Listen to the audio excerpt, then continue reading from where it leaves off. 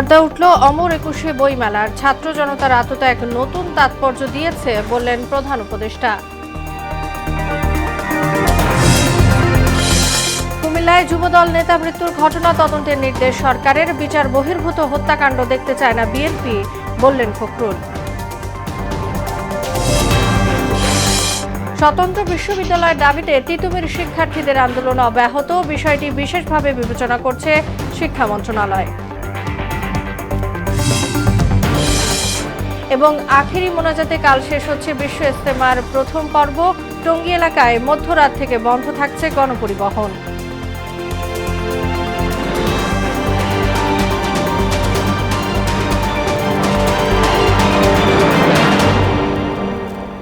আসসালামু আলাইকুম, সবাইকে মোহনা সংবাদে স্বাগত। শুনছিলেন শিরোনাম, সঙ্গে আছি তাসনুবা বিনতে তাহের। শুরুতেই অমর একুশে প্রসঙ্গ।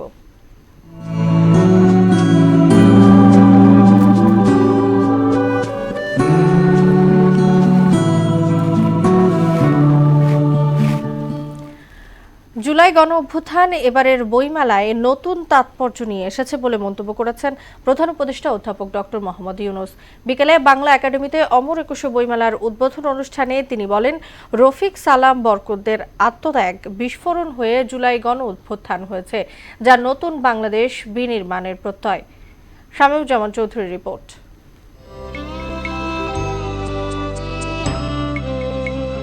পর্দা উঠল অমর একুশে গ্রন্থমেলার। বাংলা একাডেমি প্রাঙ্গণে বইমেলার আনুষ্ঠানিক উদ্বোধন করেন প্রধান উপদেষ্টা অধ্যাপক মোহাম্মদ ইউনূস। এবারের মেলার প্রতিপাদ্য জুলাই গণ অভ্যুত্থান নতুন বাংলাদেশ বিনির্মাণ। অনুষ্ঠানে ৭ লেখক ও কবিকে বাংলা একাডেমির সাহিত্য পুরস্কার তুলে দেন সরকার প্রধান। মোহাম্মদ ইউনূস বলেন, ২১ মানে জেগে ওঠা এবং আত্মপরিচয়ের মুখোমুখি হওয়া। আর এবারের ২১ বাংলাদেশকে নতুন দিগন্তে প্রতিস্থাপন করেছে। ২১ মানে জেগে ওঠা, আত্মপরিচয়ের সাথে মুখোমুখি হওয়া। ২১ মানে অবিরাম সংগ্রাম, নিজের পরিধিকে আরও অনেক বাড়িয়ে নেওয়া। এবারের ২১-এর প্রেক্ষিত আমাদেরকে নতুন দিগন্তে প্রতিস্থাপন করেছে। বরকত সালাম রফিক জব্বারের বুকের রক্তে যে অঙ্গীকার মাখা ছিল, তাতে ছিল জুলাই অভ্যুত্থানকে নিশ্চিত করার মহা বিস্ফোরক শক্তি। জুলাই গণ অভ্যুত্থানের মাধ্যমে রাজনৈতিক, অর্থনৈতিক ও মানবিক দিক থেকে বিধ্বস্ত দেশকে সঠিক গন্তব্য পৌঁছানোর পথ তৈরি করেছে বলে মন্তব্য করেন তিনি। মাত্র ৬ মাস আগে জুলাই অভ্যুত্থান জাতিকে এক ঐতিহাসিক গভীরতায় ঐক্যবদ্ধ করে দিয়েছে, যার কারণে আমরা অর্থনৈতিক, রাজনৈতিক, প্রাতিষ্ঠানিক এবং মানবিক দিক থেকে বিধ্বস্ত এক দেশকে দ্রুততম গতিতে আবার উদ্দিষ্ট গন্তব্যে পৌঁছানোর জন্য তৈরি করার প্রস্তুতি নিতে সাহস খুঁজে পেয়েছি। ২১-এর ভাষা আন্দোলনকে স্বাধিকার আন্দোলন হিসাবে উল্লেখ করে প্রধান উপদেষ্টা বলেন, ভাষার মাসে দেশব্যাপী সৃজনশীল কাজের জন্য পুরস্কার দেওয়ার উদ্যোগ নিতে হবে।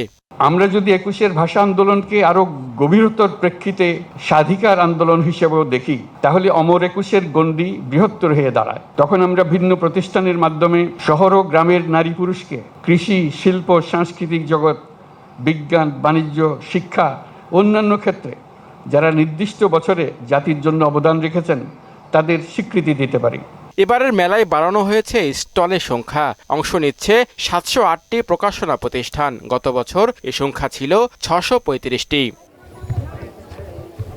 শামীমুজ্জামান চৌধুরী, মোহনা সংবাদ, ঢাকা। ইতিহাস কখনো পুরনো হয় না, অস্তিত্বের জানান দিতে ফিরে আসে বারবার। তেমনি বছর ঘুরে আবারও ফিরে এলো ভাষার মাস ফেব্রুয়ারি। স্মৃতিমাখায় মাসটি এলেই বাঙালির হৃদয়ে ভেসে ওঠে সালাম, বরকত, রফিক, শফিক ও জব্বারের মতো শহীদদের নাম, যারা মায়ের ভাষাকে বাঁচাতে ঢেলে দিয়ে গেছেন বুকের তাজা রক্ত। ভাষার মাসের বৃত্তান্ত জানাচ্ছেন বুশরা জাহানিমা। বাংলা হচ্ছে পৃথিবীর একমাত্র মাতৃভাষা, যার জন্য রক্ত দিতে হয়েছে কোনো জাতিকে। তাই ভাষার ফেব্রুয়ারি মাস একদিকে শোকাবহ, অন্যদিকে গৌরব উজ্জ্বল। বুকের রক্তে রাজপথ রাঙানো সেই দিনটি এখন আন্তর্জাতিক মাতৃভাষা দিবস হিসাবে স্বীকৃত। ৪৭-এর দেশভাগের পর যখন বাঙালির ভাষার ওপর আঘাত আসে, তখনই বুকের রক্ত ঢেলে লেখা হয় এক অমর ইতিহাস। ভাষা আন্দোলনের সেই লড়াইয়ের সঞ্চিত শক্তি পরবর্তীতে জুগিয়েছে আন্দোলন অভ্যুত্থানের প্রেরণা। ভাষা আন্দোলন তাই বাঙালির কাছে চিরপ্রেরণার প্রতীক। উর্দুই হবে পাকিস্তানের একমাত্র রাষ্ট্রভাষা। পাকিস্তান সরকারের এমন ঘোষণার প্রেক্ষাপটে 1952 সালে শুরু হয় বিক্ষোভ। তৎকালীন পূর্ব পাকিস্তানে ক্ষোভে ফেটে পড়ে ছাত্র জনতা। বাংলা ভাষার সমমর্যাদার দাবিতে আন্দোলন দ্রুত দানা বেঁধে ওঠে। আন্দোলন দমনে 144 ধারা জারি করে ঢাকা শহরে মিছিল সমাবেশ নিষিদ্ধ করে পুলিশ। আদেশ অমান্য করে 52 সালের 21শে ফেব্রুয়ারি ঢাকা বিশ্ববিদ্যালয়ের শিক্ষার্থী ও প্রগতিশীল রাজনৈতিক কর্মীরা বিক্ষোভ মিছিল বের করেন। ঢাকা মেডিকেল কলেজের কাছাকাছি এলে পুলিশ তাদের ওপর গুলি চালায়। রাজপথে লুটিয়ে পড়েন সালাম, জব্বর, শফিক, বরকত ও রফিক সহ নাম না জানা আরও অনেকে। ভাষার জন্য এমন জীবন উৎসর্গের উদাহরণ বিশ্বে এক বিরল দৃষ্টান্ত সৃষ্টি করে।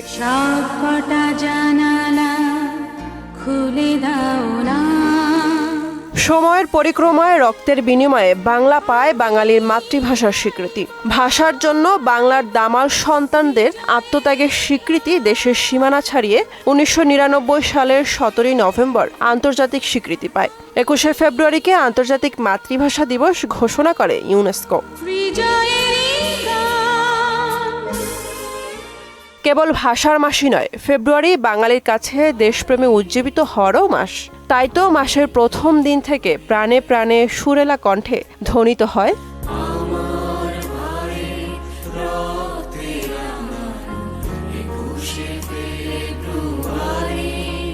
বুশরাত জাহান, মোহনা সংবাদ। এবার অন্যান্য প্রসঙ্গ। কুমিল্লায় যৌথ বাহিনীর অভিযানে যুবদল নেতা তৌহিদুর রহমানের মৃত্যুর ঘটনায় জরুরি তদন্তের নির্দেশ দিয়েছে অন্তর্বর্তীকালীন সরকার। প্রধান উপদেষ্টা প্রেস উইং থেকে এক বিজ্ঞপ্তিতে এ তথ্য জানানো হয়েছে। এদিকে এই অনাকাঙ্ক্ষিত ও দুঃখজনক ঘটনা তদন্তে উচ্চপদস্থ তদন্ত কমিটি গঠন করা হয়েছে বলে জানিয়েছে আইএসপিআর।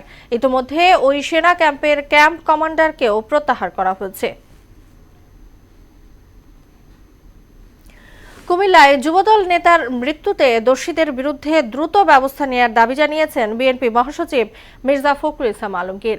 বিকেলে রাজধানীর উত্তরায় শীত বস্ত্র বিতরণ অনুষ্ঠানে তিনি বলেন, শেখ হাসিনা মুক্ত হলেও দেশে গণতন্ত্র ফেরেনি। প্রয়োজনীয় সংস্কার শেষে দ্রুত নির্বাচন দিতে অন্তর্বর্তী সরকারের প্রতি আহ্বান জানান তিনি। আরও জানাচ্ছেন ওবায়দুল হক মারুফ।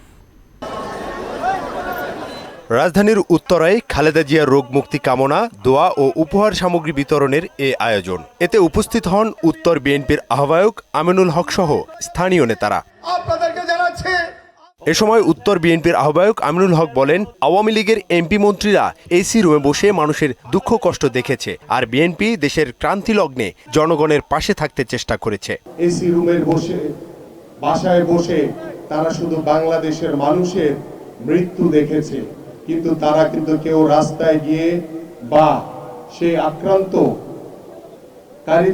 কাছে গিয়ে কখনো কিন্তু তারা সহানুভূতিও দেখায়নি। বিএনপি বিচার বহির্ভূত হত্যাকাণ্ড দেখতে চায় না জানিয়ে যৌথ বাহিনীর নির্যাতনে যুবদল নেতার মৃত্যুতে দায়ীদের বিরুদ্ধে দ্রুত ব্যবস্থা নেওয়ার দাবি জানান মির্জা ফখরুল ইসলাম আলমগীর।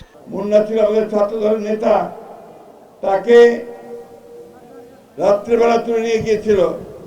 এইরকম অসংখ্য মুন্না, এরকম অসংখ্য ইলিয়াস আলী, আমাদের নেতা ইলিয়াস আলী, তাদেরকে গুম করা হয়েছিল। আমরা তাদের চিহ্ন পর্যন্ত খুঁজে পাইনি। আমরা আর এক্সট্রা জুডিশিয়াল কিলিং দেখতে চাই না, আমরা আর গুম হতে দেখতে চাই না।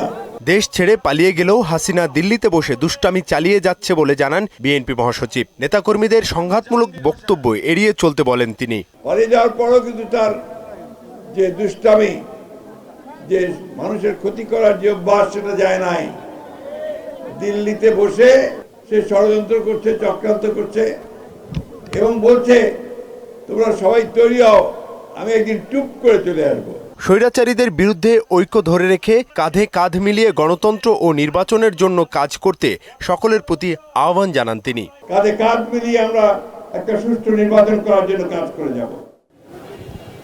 সভায় মির্জা ফখরুল ইসলাম আলমগীর স্বৈরাচারী আওয়ামী লীগের দোসররা যাতে কোনোভাবেই নব্য বিএনপি রূপ নিয়ে আবার দলে ভিড়তে না পারে, এজন্য দলের নেতাকর্মীদের সতর্ক থাকার আহ্বান জানিয়েছেন। ওবায়দুল হক মারুফ, মোহনা সংবাদ, ঢাকা। গুম, খুন এবং ৫ আগস্ট গণহত্যায় জড়িতদের অবশ্যই বিচার করতে হবে বলে মন্তব্য করেছেন জামায়াতে ইসলামীর আমির ডাক্তার শফিকুর রহমান। দুপুরে সুনামগঞ্জ সরকারি জুবিলি উচ্চ বিদ্যালয় মাঠে দলের কর্মী সভায় তিনি কথা বলেন। দেশের সংবিধান সবাইকে সমান অধিকার দিয়েছে উল্লেখ করে জামায়াতের আমির বলেন, ধর্ম বর্ণ নির্বিশেষে সবাই মর্যাদাবান নাগরিক।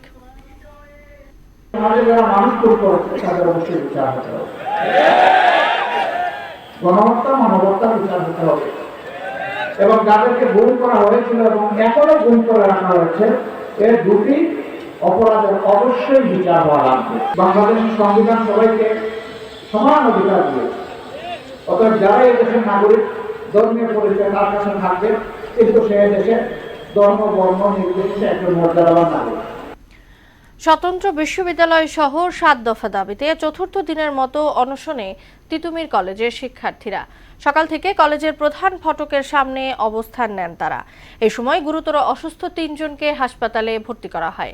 এদিকে এক বিবৃতিতে তিতুমির কলেজকে বিশ্ববিদ্যালয়ে রূপান্তরের বিষয়টি বিশেষভাবে বিবেচনার কথা জানিয়েছে শিক্ষা মন্ত্রণালয়। মাহবুব হাসান রিপনের প্রতিবেদন। ৭ কলেজের অধিভুক্তি বাতিলের ঘোষণা দেওয়ার পর আবারও স্বতন্ত্র বিশ্ববিদ্যালয়ের দাবিতে আন্দোলনে নামেন তিতুমির কলেজের শিক্ষার্থীরা। বুধবার বিকেল থেকে আমরণ অনশনে বসেন তারা। চতুর্থ দিনেও সকাল থেকে কলেজের প্রধান ফটকে অবস্থান নেয় শিক্ষার্থীরা। দাবি আদায় না হওয়া পর্যন্ত আন্দোলন চালিয়ে যাওয়ার ঘোষণাও দেন তারা। কোনোভাবেই মন্ত্রণালয় আমাদের ডাকে সাড়া দেয়নি। শেষে আমরা আমরণ অনশনে বসতে বাধ্য হয়েছি। 3 দিন অতিবাহিত হয়ে গেছে। 7 দফা দাবি আদায় না হওয়া পর্যন্ত আমরা অনশন থেকে উঠব না। আমাদের 7 দফা দাবি মেনে নেওয়ার আগ পর্যন্ত আমরা এখানে থাকবো, সেটা আমরা আগেই ক্লিয়ার করেছি। রানা ভাইয়ের খুব ক্রিটিক্যাল অবস্থা আছে। আমরা দেশবাসীর কাছে এবং সবার কাছে দোয়া প্রার্থী যেন তাড়াতাড়ি সুস্থ হয়। এদিকে অনশনে অংশ নেওয়া 3 শিক্ষার্থী অসুস্থ হয়ে পড়লে তাদের হাসপাতালে ভর্তি করা হয়। দাবি না মানা হলে কঠোর আন্দোলনের হুঁশিয়ারি দেন তিতুমির আন্দোলনের সমন্বয়করা। আজকে সময় বেঁধে দিয়েছি বিকাল 4টা পর্যন্ত, এবং এই বিকাল 4টা পর্যন্ত যদি তারা কোনো সিদ্ধান্ত দিতে ব্যর্থ হয় এবং রাষ্ট্রপক্ষ যদি নীরব থাকে, তাহলে আমরা কালকে থেকে Barasat to north city blockade কর্মসূচিতে যাব। তো তিতুমির প্রথম থেকে দাবি করে আসছে একক বিশ্ববিদ্যালয়। সেই দাবিতে আমরা মাঠে রয়েছি। যে ট্যাগগুলো ইউজ করছেন, বিশেষ করে পতিত শক্তির কোনো দালাল এখানে নেই। আমাকে যেহেতু রাষ্ট্র বলে দিচ্ছে যে তোমার গুণগত শিক্ষার জন্য তোমার বিশ্ববিদ্যালয় লাগবে, আজকে আমি রাস্তায় বসতে যে আজকে আমাকে বিশ্ববিদ্যালয় দেন। সরকারি তিতুমির কলেজের শিক্ষকরা শিক্ষার্থীদের খোঁজ খবর রাখলেও সরকারি সিদ্ধান্তের দিকে তাকিয়ে আছেন বলে জানান কলেজ শিক্ষক সমিতির সাধারণ সম্পাদক। কর্তৃপক্ষ যেটা ভালো মনে করবে সেটি করবে, এটা আমাদের বিষয় না। কর্তৃপক্ষ যেটা মনে করবে সেটাই করবে এবং তাদের সিদ্ধান্তই হচ্ছে চূড়ান্ত। তিতুমির শিক্ষার্থীদের আন্দোলনের প্রেক্ষিতে বিবৃতি দিয়েছে শিক্ষা মন্ত্রণালয়। এতে বলা হয়, ঢাকার ঐতিহ্যবাহী 7 কলেজের সমন্বয়ে একটি পৃথক বিশ্ববিদ্যালয় গঠনের লক্ষ্যে ইউজিসি চেয়ারম্যানের নেতৃত্বে গঠিত একটি বিশেষজ্ঞ কমিটি কাজ করছে। এক্ষেত্রে সরকারি তিতুমির কলেজের বিষয়টি বিশেষভাবে বিবেচনা করা হচ্ছে। মাহবুব হাসান রিপন, বহনা সংবাদ, ঢাকা। তিতুমির কলেজ শিক্ষার্থীদের অবরোধ কর্মসূচির খবর জানাতে মহাখালী থেকে যুক্ত হচ্ছেন সহকর্মী এসইউ সেলিম। শিক্ষার্থীরা কোন সড়কে অবস্থান নিয়েছেন? সড়ক চলাচলকারীদের বক্তব্য কি?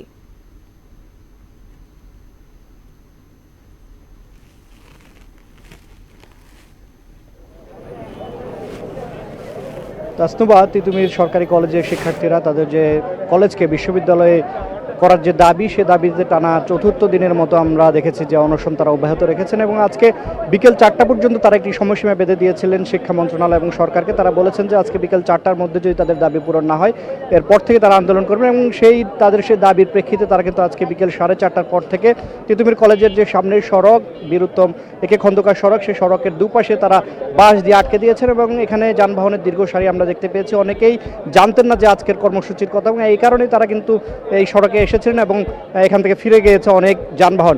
পাশাপাশি আজকে শিক্ষার্থীরা তারা গুলশান 1 নম্বরের যে সড়ক, 1 নম্বর যে গোল চত্বর, সেই গোল চত্বরটিও কিন্তু আটকে দিয়েছিলেন এবং আটকে দিয়ে তাদের দাবি দেওয়ার বিষয়ে তারা উপস্থাপন করেছেন। আমরা আপনাকে যদি একটু বামে দেখাতে চাই যে তিতুমিরের যে প্রধান ফটক, সেই ফটকের সামনে কিন্তু তারা অবস্থান নিয়েছেন এবং তারা সেখানে অনশন করছেন। পাশাপাশি বিক্ষিপ্তভাবে শিক্ষার্থীরা রাস্তায় অবস্থান নিয়েছেন এবং তারা এখানে কোনো যানবাহন চলাচল করতে দিচ্ছেন না। তারা বলছেন যে তাদের যে দাবি, সে দাবি পূরণ না না হওয়া পর্যন্ত তারা এই আন্দোলন চালিয়ে যাবেন। যদিও আমরা দেখেছি যে বিকেলে শিক্ষা মন্ত্রণালয় থেকে একটি বিবৃতি দেওয়া হয়েছে, তারা বলছেন যে 7 কলেজ, সেই 7 কলেজের বিশ্ববিদ্যালয় করার জন্য সরকারের পক্ষ থেকে যে উদ্যোগ নেওয়া হয়েছে সেই উদ্যোগে তিতুমির কলেজকে বিশেষ গুরুত্ব দেওয়ার কথা তারা বলেছেন। কিন্তু শিক্ষার্থীরা আসলে সেই দাবিটি মানছেন না। তারা বলছেন যে তিতুমির কলেজকে বিশ্ববিদ্যালয় ঘোষণা না দেওয়া পর্যন্ত তারা তাদের আন্দোলন চালিয়ে যাবেন এবং জানেন যে আজকে 4র্থ দিনের মতো তাদের আন্দোলন চলছে। গতকালও সন্ধ্যা থেকে রাত 4টা পর্যন্ত তারা এই সড়কটি অবরোধ করে রেখেছিলেন। এর আগেও 2 দিন তারা এই সড়কটি অবরোধ করেছেন এবং আজকে বিকেল 4:30টার পর থেকে এখন পর্যন্ত এই সড়কটি তারা অবরোধ অব্যাহত রেখেছেন। তাসনুবা, ধন্যবাদ আপনাকে সেলিম। আখেরি মোনাজাতের মধ্য দিয়ে কাল শেষ হচ্ছে বিশ্ব ইজতেমার প্রথম পর্ব। সকাল 9টা থেকে 9:30টার মধ্যে আখেরি মোনাজাত হওয়ার কথা রয়েছে। ইজতেমা উপলক্ষে মধ্যরাত থেকে তুরাগের আশপাশে গণপরিবহন বন্ধ থাকবে বলে জানিয়েছেন Gazipur metropolitan police commissioner Nazmul Karim Khan. যে কোনো অনাকাঙ্ক্ষিত ঘটনা এড়াতে সর্বোচ্চ সতর্ক থাকার কথাও জানান তিনি। এদিকে বাদাসর 63টি যৌতুকবিহীন বিবাহ সম্পন্ন হয়েছে ইজতেমায়। বিবাহ পড়িয়েছেন ভারতের মাওলানা জোহাইরুল হাসান।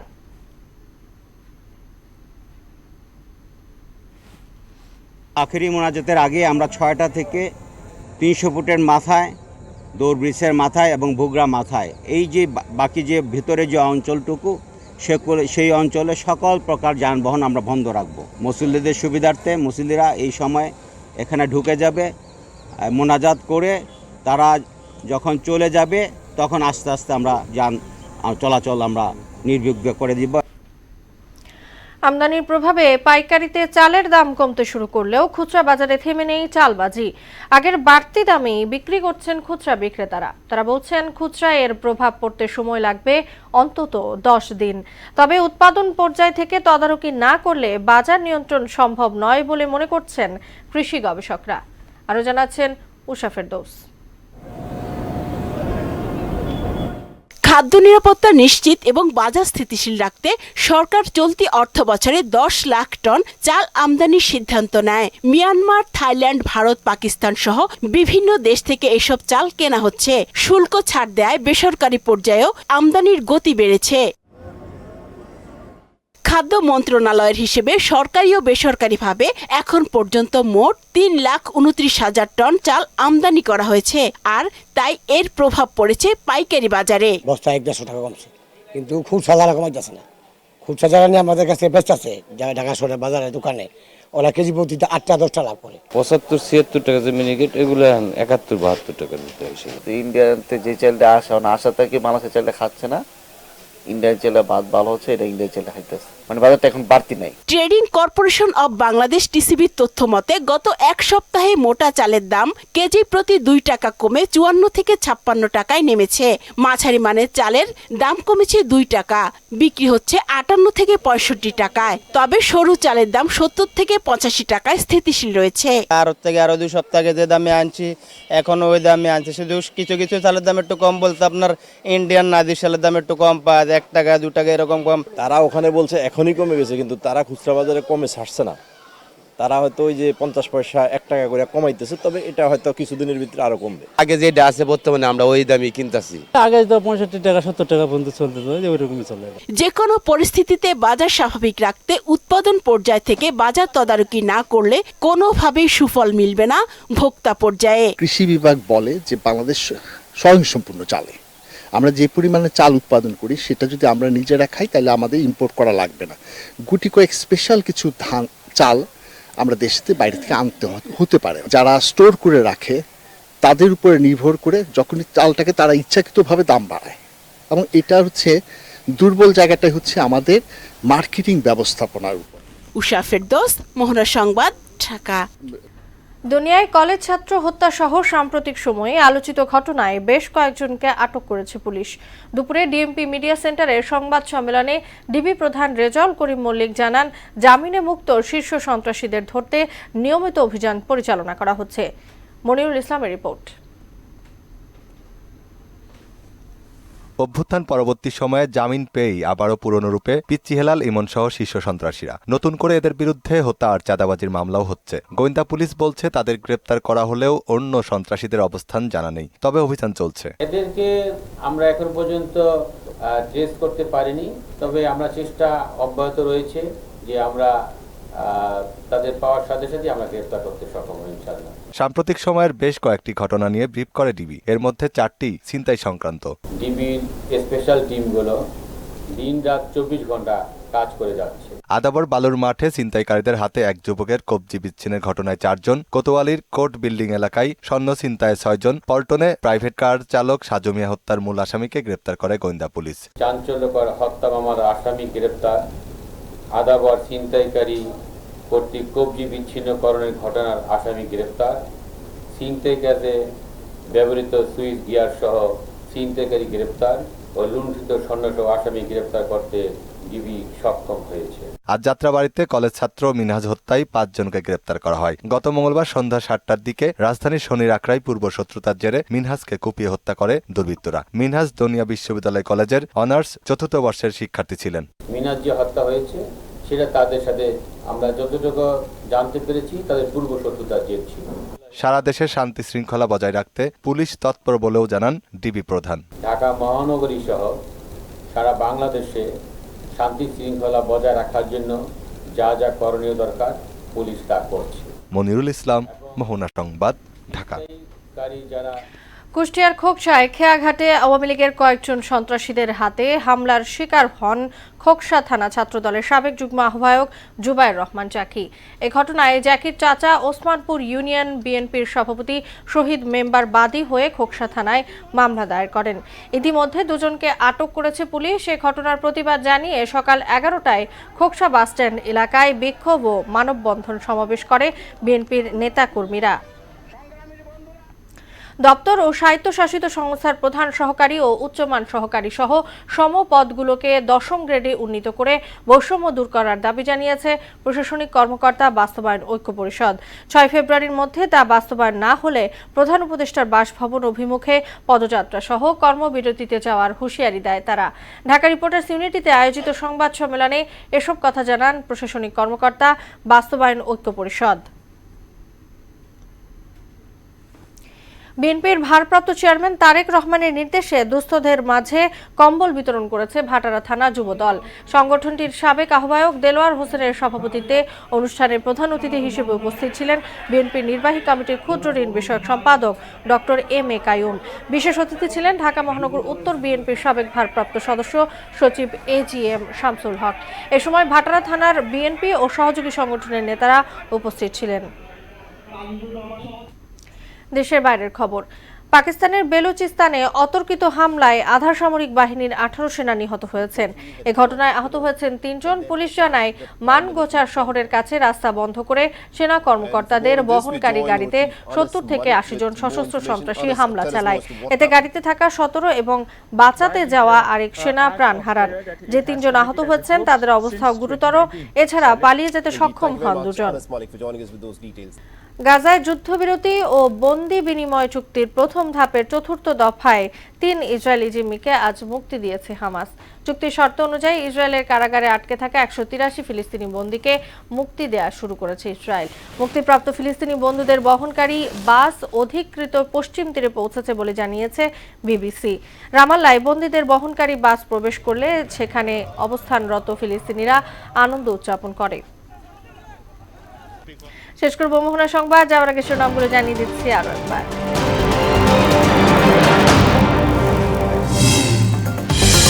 পর্দা উঠল অমর একুশে বইমেলার। ছাত্র জনতার আত্মত্যাগ নতুন তাৎপর্য দিয়েছে বললেন প্রধান উপদেষ্টা। কুমিল্লায় যুবদল নেতা মৃত্যুর ঘটনা তদন্তের নির্দেশ সরকারের। বিচার বহির্ভূত হত্যাকাণ্ড দেখতে চায় না বিএনপি বললেন ফখরুল। স্বতন্ত্র বিশ্ববিদ্যালয়ের দাবিতে তিতুমির শিক্ষার্থীদের আন্দোলন অব্যাহত। বিষয়টি বিশেষভাবে বিবেচনা করছে শিক্ষা মন্ত্রণালয়। এবং আখেরি মোনাজাতে কাল শেষ হচ্ছে বিশ্ব ইজতেমার প্রথম পর্ব। টঙ্গী এলাকায় মধ্যরাত থেকে বন্ধ থাকছে গণপরিবহন।